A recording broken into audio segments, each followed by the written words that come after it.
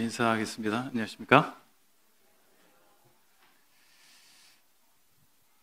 우리 교회에 귀한 청년들이 있어서 참 감사가 됩니다.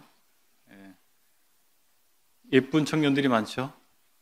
그 예쁘다는 말은 외모만 얘기하는 건 아니고 여러 면에서 청춘 남녀들이 많이 있어서 좋습니다. 우리 교회에 계속해서 젊은 이들이, 주께 헌신하는 젊은 이들이, 정말 예쁜 청년들이 계속 일어나길 바라고, 그들이 우리의 미래를 책임져 주기를, 그런 마음이 있습니다. 우리에게는 일꾼이 필요합니다. 현역에 지금 일하고 있는 일꾼들 뿐만 아니라 앞으로 계속해서 일꾼들이 우리 중에 세워져야 될 것입니다. 그래서 우리는 교회 일꾼들을 세울 때 어떤 사람을 세울 것인가 성경을 통해서 확인해 봐야 될 것이고, 또한 어떤 방식으로 그들을 세우고 사역을 위임할 것인가 성경에서 확인해야 될 것입니다. 그래서 교회의 지도력이 오늘에 멈추지 아니하고 계속해서 계대되어야 될 것입니다. 이 계대란 말이 흔히 쓰지 않는 말이지만 세대를 거듭해서 세대를 이어서 계속해야 된다는 사실을 말씀하기 위해서 말씀드렸습니다. 우리 교회의 오늘을 생각할 볼 뿐만 아니라 내일을 기약하는 일이기 때문에 일은 너무나 중요합니다. 그래서 오늘 교회 리더십 세 번째 시간으로 교회 일꾼의 선발에 대해서 함께 살펴보기를 원합니다. 먼저 우리가 함께 생각해 봐야 될 것은 한국적 지도력을 극복해야 한다는 사실입니다. 문화와 전통이라고 하는 것은 부지불식간에 우리에게 젖어 있는 것입니다. 그렇기 때문에 우리가 부지불식간에 젖어 있는 문화와 전통이라고 하는 것이 때로는 성경의 가르침을 실제화되지 못하게 하는 요소가 될 수도 있습니다. 지도력에 있어서도 마찬가지입니다. 문화는 마치 안경의 렌즈와 같습니다. 제가 지금 안경을 쓰고 있잖아요. 저는 이 렌즈를 통해서 이 바깥을 보고 있습니다. 그런데 렌즈를 볼 수는 없습니다. 마치 문화와 전통이라고 하는 것은 그런 것입니다. 그것을 통해서 우리는 무엇을 인식하고 있지만 그것 자체를 보지 못하기 때문에 내가 어떤 영향을 받고 있는지를 모르고 있을 수 있다라고 하는 것입니다. 문화라고 하는 것, 전통이라고 하는 것이 여러분이 가지고 있는 세계관을 형성하고 있을 수 있는 것입니다. 한국 사람들에게 가장 많은 영향을 끼치는 문화와 전통 중에 세 가지가 있습니다. 첫 번째가 무속신앙, 두 번째가 유교, 세 번째가 불교입니다. 우리는 그리스도인이지만 한국의 문화 가운데 문화를 지배하고 있는 이 세 가지 요소들로부터 우리가 자유로울 수 없다는 사실을 먼저 생각해 봐야 되는 것입니다. 교회 지도력에 있어서 또 한국적 지도력에 있어서 불교적인 개념은 사실 많지가 않습니다. 은둔형이기 때문에, 불교 자체가 은둔형이기 때문에 그렇습니다. 그러나 유교적인 가치, 그 다음에 무속신앙적인 가치는 의외로 한국에 많은 영향력을 미치고 있는 것입니다. 주님은 큰 자는 섬기는 자라고 말씀을 하셨습니다. 주님께서 가르치신 지도자, 교회 지도력은 우리가 가지고 있는 유교적인 또는 무속신앙적인 지도력과는 전혀 다른 것이다 라고 하는 사실을 생각해 봐야 됩니다. 먼저 유교적 지도력은 어떤 것일까요? 유교의 핵심 사상하면 뭐가 떠오릅니까? 효와 충입니다. 그렇죠? 그래서 효가 범위가 확대돼서 충으로 발전하는 것입니다. 그래서 왕권 신수설이라고 하는 개념이 나왔습니다. 그래서 모든 권세는 신이 주신 것이다. 물론 성경의 로마서에서도 모든 권세가 하나님으로부터 났다라고 하는 말씀이 있지만 유교적인 관점하고 좀 차이가 있다는 사실을 생각해 봐야 됩니다. 그래서 한국의 조직 문화는 이 유교의 영향을 많이 받아서 어떤 능력이나 실력보다는 지위가 중요합니다. 서열이 중요합니다. 여러분이 몸담고 있는 어떤 조직이든 어떤 단체든지 뭐가 더 중요합니까? 서열이 중요해요. 누가 윗사람인가가 중요합니다. 그렇지 않던가요? 교회도 예외가 아닙니다.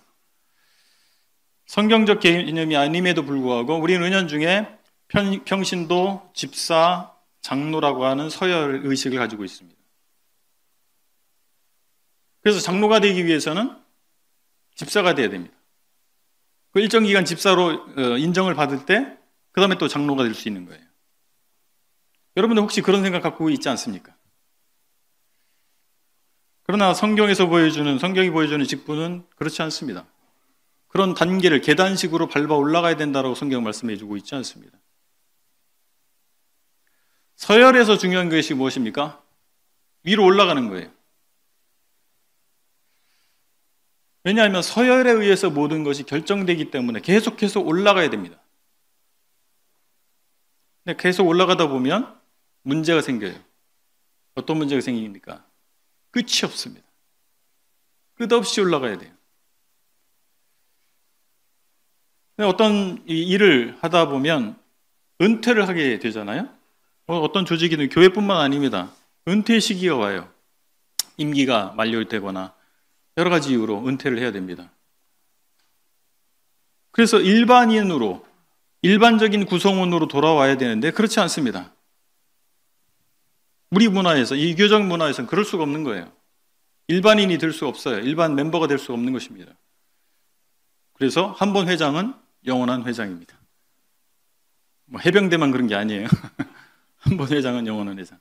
그래서 그 앞에다가 은퇴를 했으니 그냥 현역 회장하고 똑같이 부를 수가 없어서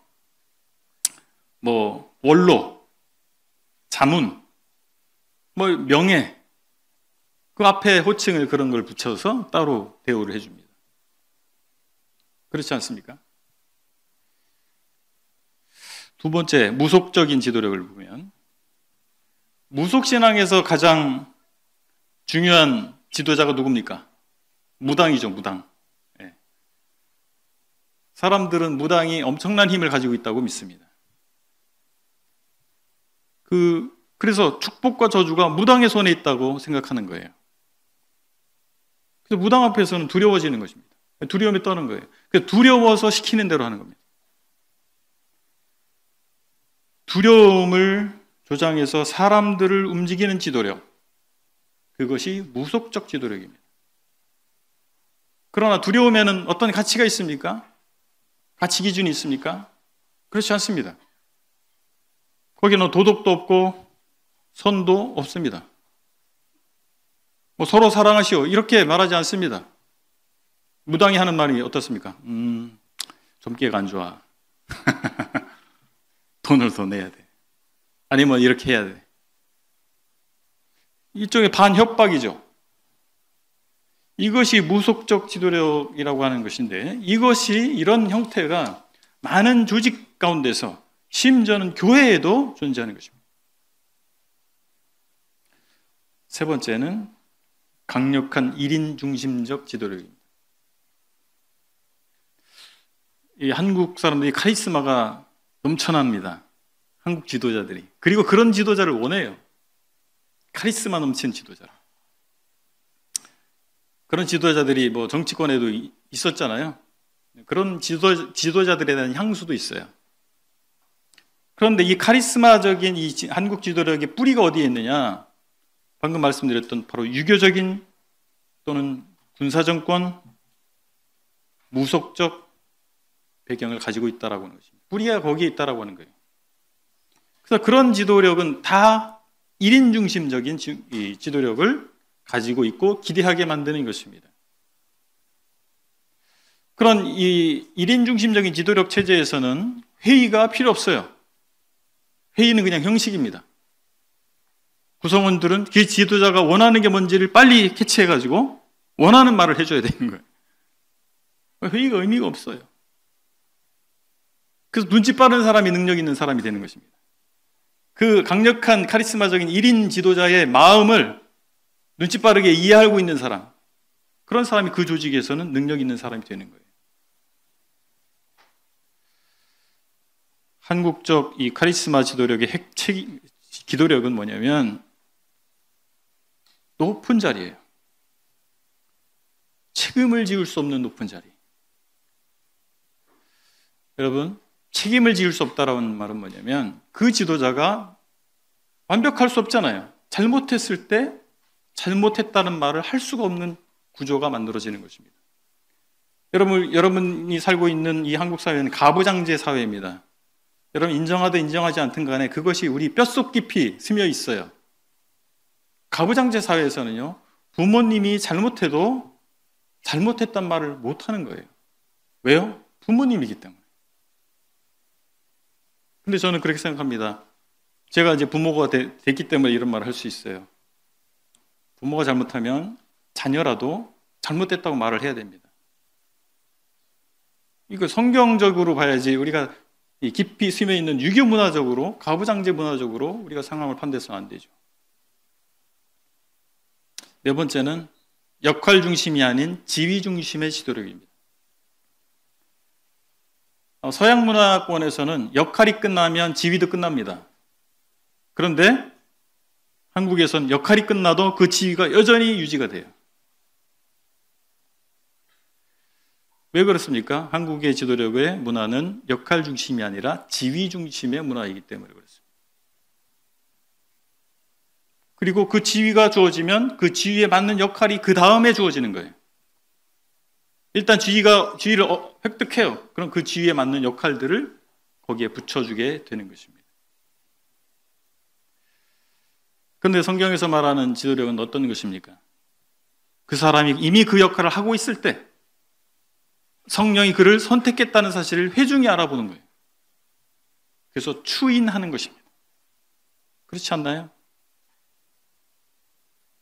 성경적 지도력은 지위가 먼저가 아니에요. 역할이 먼저입니다. 그 사람이 정말 그런 역할을 하고 있는 거죠. 다섯 번째는 후계 문제를 낳는 지도력입니다. 우리가 극복해야 될 이 한국적 지도력의 특징 다섯 번째가 후계 문제를 낳는 지도력입니다. 강력한 이 카리스마의 지도력은 반드시 후계 문제를 낳을 수밖에 없습니다. 후계자를 세우면 자신의 지도력이 끝나기 때문에 후계자를 세우고 싶어 하지 않아요. 그래서 보통 자신이 후계자를 세운다 할지라도 자기가 믿을 수 있는 사람 또는 자기가 뒤에서 조정할 수 있는 사람을 세우기에 마련입니다. 그래서 사실은 지도자를 세워놔도 그 사람은 지도력을 발휘할 수 없어요. 이런 구조 때문에 그렇습니다. 사실 이 카리스마적인 지도력 체제에서는 누가 되더라도 후계자는, 그 후임자는 어렵습니다. 그 2대, 1대, 2대가 있잖아요. 1대가 가장 강력한 카리스마를 가지고 있는 지도력이었다면 2대째는 누가 해도 힘들어요. 아무리 잘해도 그 공동체는 여전히 그 카리스마적인 그 전임 지도자에 대한 향수를 가지고 있습니다. 그 마음을 접지 못하는 것입니다. 그 카리스마적인 지도자를 밑에 있으면서 어려움을 많이 겪었어요. 근데 그 어려움은 생각이 안 납니다. 그 강력한 추진력과 그 좋은 것만 생각해요. 그래서 전임자의 최선과 최고와 후임자의 최악을 비교하는 것입니다. 누구도 그 자리에서 지도력을 발휘할 수 없게 되는 것입니다. 심지어 전임자가 세상을 떠나잖아요. 그러면 그에 대한 향수가 더 커집니다. 여러분, 죽은 사람에 대해서는 좋은 것만 사람이 기억하려고 합니다. 그러니까 결국 후임자는 지도력을 발휘할 수 없게 되고 지도력의 공백 사태가 발생하는 것입니다. 우리가 이런 부분들을 알게 모르게 습성적으로 우리가 기대하고 있거나 자연스럽게 여길 수 있다는 사실을 경계해야 될 것입니다. 자, 그러면 어떤 일꾼들을 세울 때 무엇을 기준으로 세울 것인가? 자격을 갖춘 사람들을 세워야 됩니다. 직분의 자리를 만들어 놓고 성경에 보니까 장로직이 있어요. 성경에 보니까 집사직이 있어요. 직분의 자리를 만들어 놓고 거기에 일단 사람들을 채워놓기 시작하는 거예요. 그렇게 되면 어떻게 됩니까? 자격 없는 사람들을 세우게 되는 것입니다. 그래서는 안 되고 성경에 제시된 자격 기준에 합당한 사람들을 한 명이 됐든 두 명이 됐든 합당한 사람을 세워야 될 것입니다. 성경에 나타나 있는 자격 기준 중에 첫 번째는 무엇입니까? 교회 일꾼들은 탁월한 인격을 갖춘 사람들이어야 한다는 사실입니다. 디모데전서 3장 2절로 3절을 제가 읽겠습니다. 그러므로 감독은 책망할 것이 없으며 한 아내의 남편이 되며 절제하며 신중하며 단정하며 나그네를 대접하며 가르치기를 잘하며 술을 즐기지 아니하며 구타하지 아니하며 오직 관용하며 다투지 아니하며 돈을 사랑하지 아니하며. 여기 보니까 책망할 것이 없으며 라고 표현이 되어 있는데 어떤 털어서 먼지도 안 나는 아주 무결한 이런 사람이다, 이런 의미가 아닙니다. 그런 사람은 찾을 수가 없습니다. 이것은 계속해서 하나님 앞에서 자신을 성찰하고 교정해 나가는 사람이라고 이해합니다. 그리고 절제와 신중, 단정함, 구타하지 않음을 말씀하고 있습니다. 이것은 일꾼이 극단적이지 않고 감정에 사로잡히거나 폭력적이지 않아야 된다는 사실로 이해하고 있습니다. 술을 즐기지 아니함, 돈을 사랑하지 않을 것을 얘기합니다. 일꾼은 세속적인 기쁨과 물질을 제어할 수 있는, 컨트롤할 수 있는 사람이어야 됩니다. 그것에 끌려가는 사람은 지도자가 될 수가 없습니다. 일꾼의 자격이 없어요. 그것을 컨트롤할 수 있는, 조절할 수 있는, 제어할 수 있는 사람이어야 될 것입니다. 그리고 일꾼들은 모범된 삶이 필요합니다. 여기 보면 모범된 삶이 무엇일까 우리가 생각할 수 있잖아요. 첫 번째가 가정입니다. 그의 가정. 그의 모범된 삶은 가정을 통해 드러나는 것입니다. 여기 한 아내의 남편이라고 되어 있잖아요. 모범적인 남편이어야 됩니다. 그리고 모범적인 아버지여야 됩니다. 그 사람이 자기 자녀를 잘 돌보지 못하고 잘 훈육할 수 없는 사람이 어떻게 성인된 사람들을 안내하고 훈육할 수 있겠습니까? 넌센스가 되는 것이죠. 또한 일꾼들은 교회 밖의 사람들에 대해서도 좋은 평판을 얻어야 할 것을 말씀해 주고 있습니다. 7절에서 디모데전서 3장 7절에서 외인에게서도 선한 증거를 얻은 자라야 하리니. 교회에서는 참 충성된 사람이에요. 기도도 많이 하고 성경 지식도 있고. 그런데 그의 주변 사람 얘기 들어보니까 고개를 흔들어요. 이거 참 저만 아는 사람, 이기적인 사람, 피도 눈물도 없는 사람, 목적을 위해서 피도 눈물도 없는 사람, 직장에서 일터에서 이웃 간에 이런 소리 평판을 듣는 사람이 교회 일꾼이 돼보세요. 하나님이 욕을 먹고 교회가 욕을 먹는 거예요. 그럴 수가 없죠. 여러 교단들에서 그런 문제를 많이 갖고 있기 때문에 안티 기독교인들이 생기는 거 아니겠습니까? 교회 장로라고 하는 사람이 아주 자린고비에다가 사기를 치고 비도덕적인 이런 행동을 일삼는 일들을 보면서 사람들이 기독교에 교회 등을 돌리고 있습니다. 이에 덧붙여서 우리는 모이는 교회 원리를 따라서 성도들이 잘 모일 수 있도록 하는 사람이어야 된다는 사실입니다. 여러분, 교회라고 하는 원어가 모임이란 뜻이라고 하는 것을 알고 계시죠? 교회는 모임이에요. 교회의 본질 중에 하나는 모여지는 것입니다. 근데 잘 모이지 않아요. 모임을 소홀히 하고 있어요. 그 사람이 어떻게 그 교회의 일꾼이 될 수가 있겠습니까? 말도 안 되는 얘기예요.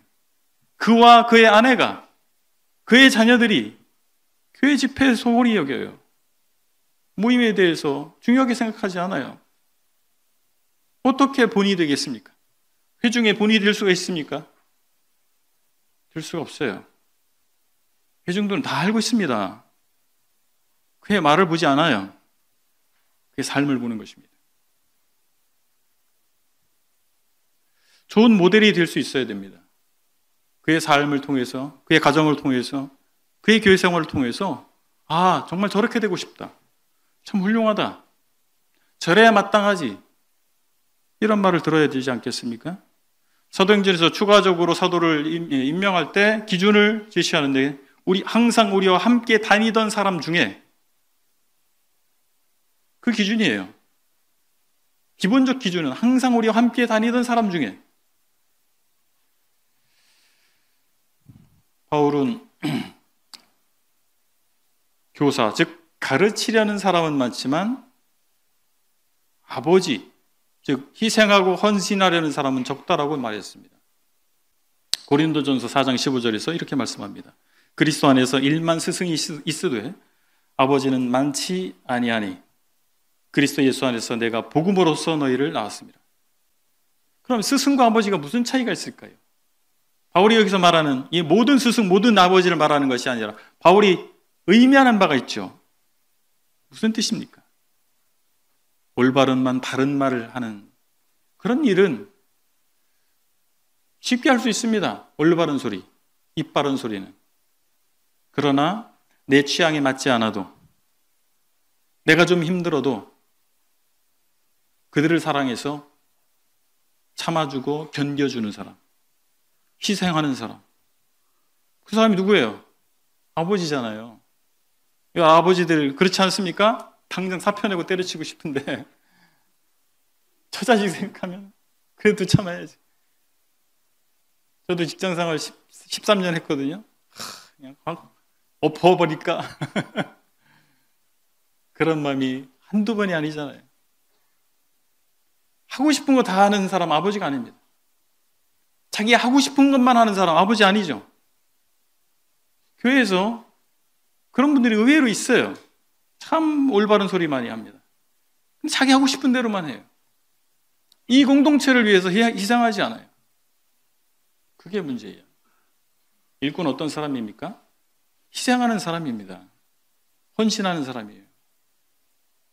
제가 뭐 오래 살진 않았는데 제가 대학 시절에 그런 군대를 갔다 오니까 세상이 바뀌어 있는 그런 경험을 했어요. 저는 80년대 학번이거든요. 1980년대 학번. 체류탄 가스 맡으면서 학교 다녔던 학번입니다. 군대 갔다 오니까 세상이 바뀌었어요. 개인적으로 개인주의가 됐는데 지금은 더 바뀌었더라고요. 무슨 말씀을 드리고자 하냐면 오늘날 한국 사회에서 나타나고 있는 우려스러운 현상 중에 하나는 희생하고 헌신하는 것을 경시한다라고 하는 것입니다. 어리석은 일이라고 생각하는 것입니다. 그것이 우리 교회에도 그리스도인에게도 영향을 미칠 수 있어요. 헌신하고 수고하는 것은 꼭 그래야 되나? 돈으로 해결하려고 하는. 물론 어떤 면에서 좀 편리성과 합리성을 도모할 필요가 있습니다. 근데 교회 사역을 너무 돈으로 우리가 헌신하고 수고하고 희생하려고 하지 아니하고 뭔가 돈으로 해결하려고 하는 생각을 갖고 있을 수도 있다는 것입니다. 우리가 그렇다는 건 아니라 우리가 조심해야 되는 것입니다. 우리가 그런 인식을 가질 뿐만 아니라 우리 중에서 일꾼을 선발할 때는 그런 사람을 세워야 되는 것입니다. 세 번째는 훈련과 경험을 통해 준비된 사람이어야 된다라고 하는 것입니다. 디모데전서 3장 6절에서 이렇게 말씀하고 있습니다. 새로 입교한 자도 말지니 교만하여져서 마귀를 정죄하는 그 정죄에 빠질까 하며. 원론적으로 하나님께서 일꾼을 세우는 것입니다. 그런데 하나님께서 교회의 교사와 목자를 세우셨어요. 그런 은사와 또 그런 직임자들을 세우잖아요. 하나님께서 하시잖아요. 이유가 무엇입니까? 그들을 통해서 하시고자 하시는 것이죠. 그래서 그들을 통해서 성도들을 훈련하시고 가르치시고 키워내시는 것입니다. 그런 과정이 필요한 거예요. 우리 형제단 가운데에서 너무 원론적인 부분만을 강조한 나머지 마땅히 교사들이, 교회 인도자들이 훈련시키고 양육해야 될 책임에 대해서 저버릴 수도 있다는 생각이 듭니다. 적지 않은 교회들에서 그런 현상이 나타나고 있습니다. 그래서 현재의 지도자들은 차기의 리더십을 위해서, 차기의 일꾼들을 위해서 수고해야 됩니다. 무엇을 수고해야 될까요? 현재 교회를 유지하는 것만이 수고가 아니고 그들을 키워내야 됩니다. 정말 기도하는 중에서 그들이 정말 훈련받을 수 있게 하고 교육받을 수 있도록 해야 되는 것이죠. 그리고 그런 훈련받은 사람 중에서 정말 일꾼이 선발이 되어야 되는 것이죠. 그러기 위해서는 다양한 그리고 적절한 기간에 사역 경험을 우리가 제공해 줄 수 있어야 됩니다. 사역 경험을 할 수 있도록 해야 되는 것이죠. 말은 달려봐야 알고 사람 겪어봐야 압니다. 그냥 아무 일도 하지 않을 때는 훌륭한 형제일 수 있어요. 일을 하면 문제가 드러나는 것입니다. 동역의 과정에서 일을 또한 처리하는 방식이 문제에 있어서 그가 많은 결점을 드러낼 수 있어요. 물론 결점 없는 사람 없죠. 실수를 통해서 배우는 것입니다. 그러나 그가 실수했을 때 어떤 태도를 보이는가? 그가 계속해서 진보를 이루어가는가? 그가 독불장군으로 재고집대로 행하는가? 아니면 함께 동역을 할 수 있는 사람인가? 뭐 이런 것들을 봐야죠. 경험케 해야 되는 것입니다. 그래서 뭐 아주 작은 일, 허드렛 일처럼 보이는 그런 일들을 맡겼을 때 그는 어떻게 하는지, 그런 일을 우습게 여기고 뭔가 뽐내는 일을 하길 원하는 사람인지, 아니면 어떤 소그룹의 어떤 인도자가 돼서 소그룹의 소소한 결정을 내릴 수 있는 상황에 있을 때 그 사람은 어떻게 리더십을 발휘하는가, 정말 리더로서의 이 싹수가 있는가, 그걸 봐야 되는 것이 아니겠습니까? 다 리더가 돼야 되는 건 아니죠. 그런데 이 과정을 통해서 이 서청죽교회의 일꾼이 될 만한 그런 사람들을 우리는 발굴해내는 것입니다. 일꾼에 대해 생각할 때 우리는 관리자와 지도자의 개념을, 그 차이를 이해해야 됩니다. 관리자를 영어로 매니저, 지도자를 리더, 이렇게 표현할 수 있겠습니다. 뭐가 다를까요? 관리자의 목표는 미래에 있지 않습니다. 현재에 있어요. 그래서 사람 간에, 부서 간에 하모니를 중시합니다. 그리고 규칙을 준수해요. 규칙대로 이루어지는지. 우리가 정한 규칙이 뭘까요? 여기에 초점이 맞춰집니다. 그래서 잘 관리하는 사람이에요. 많은 관리자가 필요합니다. 근데 지도자는 어떤 사람입니까? 미래를 보는 사람이에요. 잠재성을 보는 사람이고, 그리고 규칙보다 새로운 도전을 추구하는 것입니다. 변화를, 세상의 변화를, 영적 환경의 변화를 읽어내고 대응 방안을 찾는 사람입니다. 현재에 머물러 있지 않습니다. 새로운 도전에 관심이 있는 사람, 이런 사람들이 지도자죠. 다 필요해요. 관리자도 필요하고 지도자도 필요합니다. 그런데 관리자만 있는 교회는 미래가 없습니다. 그냥 과거에 해온 거, 선배들이 만들어놓은 규칙, 오늘도 그걸 잘 지키길 원해요. 현상 유지에 초점을 맞추기 때문에 그렇습니다. 관리자가 필요 없다는 것이 아니에요. 그런데 관리자만 있어서는 안 된다라고 하는 것입니다. 어떤 사람이 있어야 됩니까? 지도자가 있어야 돼요. 계속 새로운 블루오션을 찾아내는 것입니다. 계속 새로운 도전을 하는 것입니다. 현재에 만족하지 아니하고 계속해서 발전을 도모하는, 이 교회의 미래를 위해서 계속해서 새로운 도전을 하는 사람, 그런 사람이 있어야 됩니다. 우리는 그런 사람들을 키워내야 됩니다. 관리자도 필요합니다. 그러나 소수의 지도자가 필요합니다. 그리고 이 교회의 책임을 맡을 미래 일꾼들은 그런 사람이어야 됩니다. 자, 그러면 어떤 방식으로 일꾼들을 세울까요? 실제적으로 성경적 방식이라고 하는 것이 굉장히 추상적인 얘기인데, 얘기일 수 있는데 한번 확인해 보시죠. 대전제는 성령의 택하심입니다. 바울이 사도행전 20장 28절에서 에베소 장로들에게 한 교훈에서 성령이 그들 가운데 여러분을 감독자로 삼았다고 말해 주고 있습니다. 성령께서 세우시는 거예요. 자, 그런데 어떻게 세우시는가라고 하는 거예요. 현역 지도자들이 세웠습니다. 현역 지도자, 현재 지도자. 성령께서 성경이 기록되게 하셔서 어떤 사람이 지도자감인지를 알아보도록 하셨어요. 우리가 디모데전서 3장을 살펴봤지 않습니까? 이런 사람이다라고 성경에서 가르쳐주고 있는 것입니다. 그리고 성령께서 어떤 사람에게 감동을 주시는 거예요. 소원을 주십니다. 정말 헌신하고자 하는 그런 마음을 주시는 거예요. 그리고 그가 그 일을 하도록 하는 것이죠. 그래서 현역 지도자들이 그를 알아보게 되는 것이죠. 회중들도 마찬가지죠. 자, 사도들이 장로들을 세운 장면이 나옵니다. 사도행전 14장 23절에 이렇게 말씀하고 있는데요. 각 교회에서 장로들을 택하여 금식 기도하며 그들이 믿는 주께 그들을 위탁하고. 사도들은 성령의 택하심을 분별해서 교회들의 장로들을 세웠습니다. 그리고 장로들이 선교사를 파송하는 장면이 또 있어요.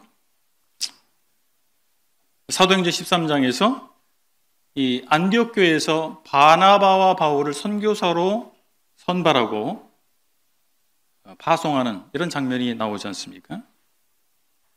여기 13장 3절에 개역개정 성경에서는 이렇게 표현되어 있습니다. 이에 금식하며 기도하고 두 사람에게 안수하여 보내니라. 누가 했는지 잘 모르겠어요. 우리말은 이게 주어가 생략이 말이 됩니다. 그죠? 영어 성경, 이 영어권에서는 주어나 이런 것들이 굉장히 중요합니다. 그래서 주어가 반드시 명시가 됩니다. 근데 영어 성경을 보면 그냥 그들이라고 나와 있어요. 그들. 잘 모르겠어요. 근데 영어보다 좀 더 문법적으로 정교한 언어가 있습니다. 그것이 바로 신약 성경을 기록한 헬라어입니다. 영어 공부를 좀 하신 분들은 영어 공부할 때 어려운 것이 우리말보다 좀 정교한 표현들이 많이 나와서 어려워요. 반드시 주어를 명시하게 돼 있고 단수 복수 개념이 분명하고 그렇죠? 근데 헬라어는요 성수격이 굉장히 분명합니다. 영어보다 훨씬 분명합니다. 그래서 예를 들어서 어떤 동사가 있어요. 근데 영어 같은 경우는 주어를 봐야 그 동사의 성수격을 알 수 있습니다. 좀 어려운 얘기지만 좀 이해하시고 들으시기 바랍니다. 그러나 헬라어는 동사만 봐도 동사가 성수격을 다 표현해 줍니다. 그 동사만 봐도 그 주어의 성수격을 다 알 수가 있어요. 뭐 대충 그렇게 이해하시고. 그래서 원어를 통해서 이 사도행전 13장을 보면 여기서 그들이 금식하여 기도하고 그들이 안수했단 말이에요. 그들이 누구냐면 남성 복수로 나타나 있습니다. 남성 복수예요. 교회 전체가 하는 것이 아니라 이 사도행전 13장에 복수회 리더들의 이름이 거론되어 있습니다. 저는 이 문법적인 구조를 볼 때 그 복수의 리더들이라고 저는 이해를 합니다.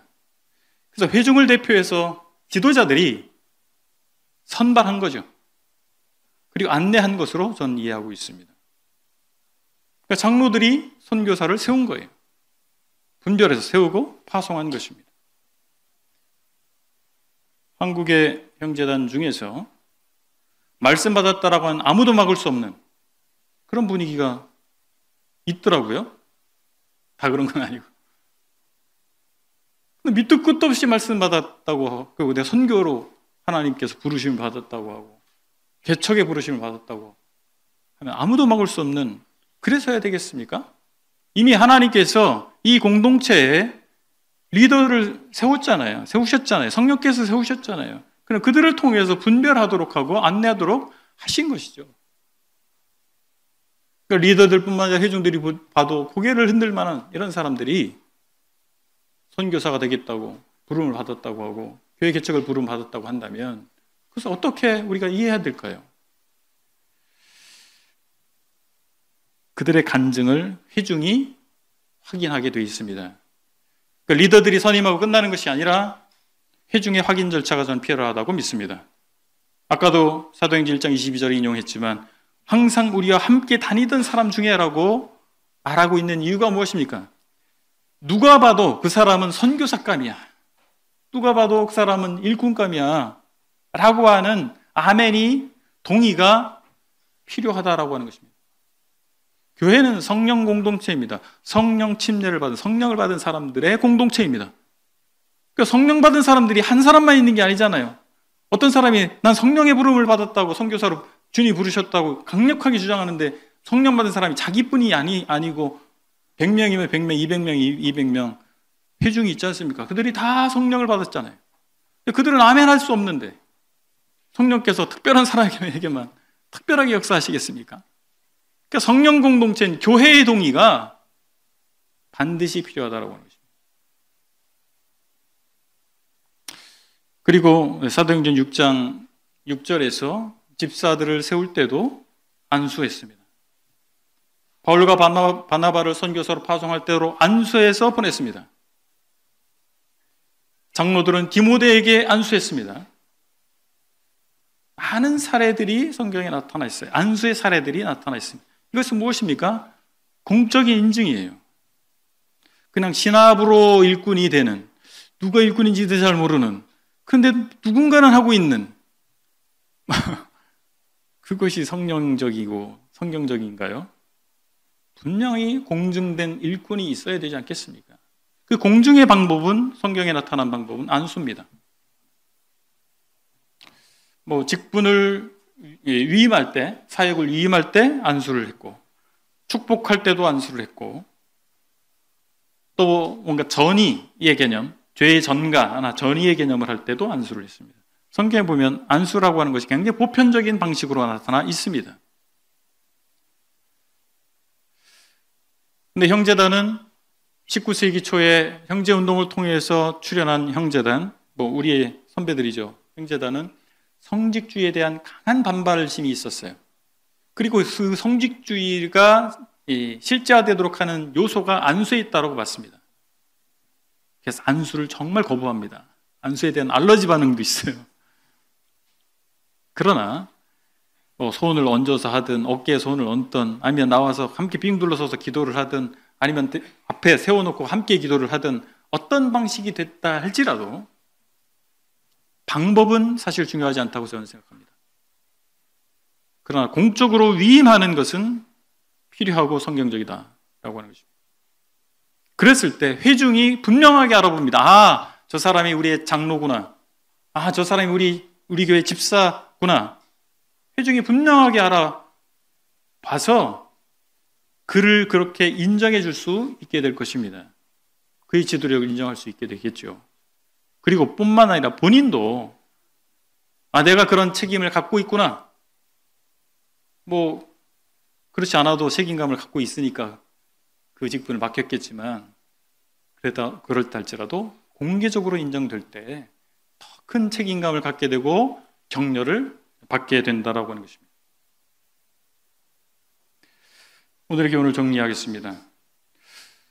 우리도 모르게 스며 있는 한국적 지도력의 한계를 확인해야 됩니다.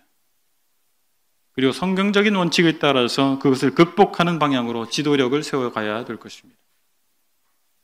우리는 인격, 충성도, 은사, 그리고 그의 능력이 검증된 사람을 우리의 미래를 위해서 지도자로 계속해서 세워나가야 될 것입니다. 그러기 위해서 우리는 먼저 우리의 미래 세대들을 훈련하고 양육하고 그들에게 기회를 제공해주는 일을 끊임없이 해야 될 것입니다.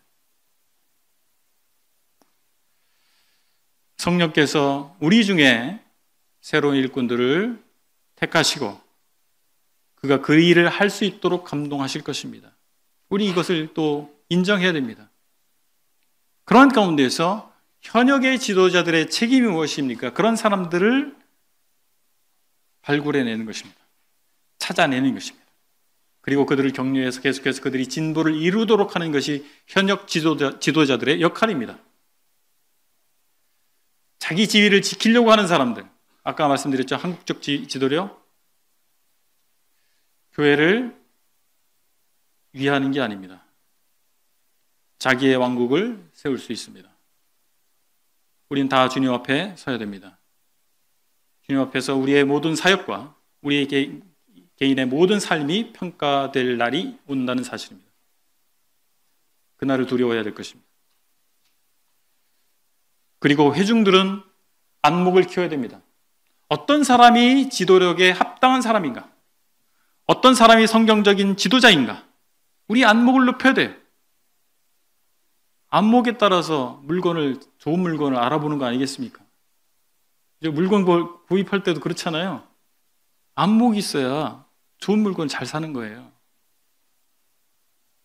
그냥 우리의 안목이, 사람을 보는 안목이 높아져야 돼요. 회중 전체가 높아져야 돼요. 왜 그렇습니까? 회중의 동의가 필수적이기 때문에 그렇습니다.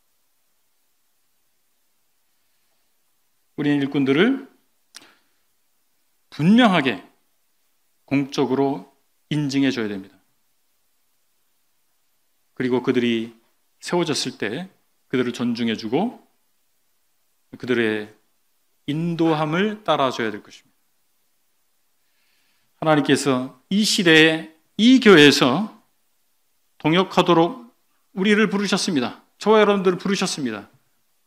아멘이십니까? 예, 우리가 그것을 인정하고 있잖아요. 아멘을 요구해야만 아멘이 아니고 그렇잖아요. 이 시대에 이 교회에서 우리가 동역하도록 하나님이 섭리하신 거예요. 그럼 함께 힘을 모아야죠. 우리 영원히 살지 않잖아요.